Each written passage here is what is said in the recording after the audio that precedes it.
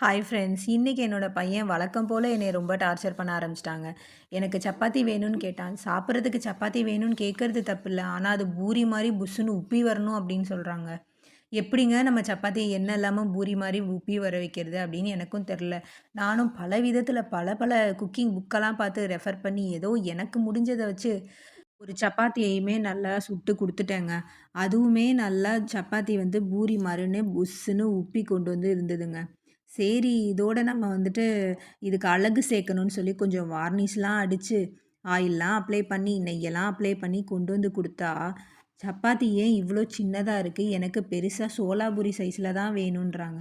மறுபடியும் முதல்ல இருந்தா அப்படின்னு சொல்லி ரொம்ப டயர்ட் ஆயிட்டேங்க நானு.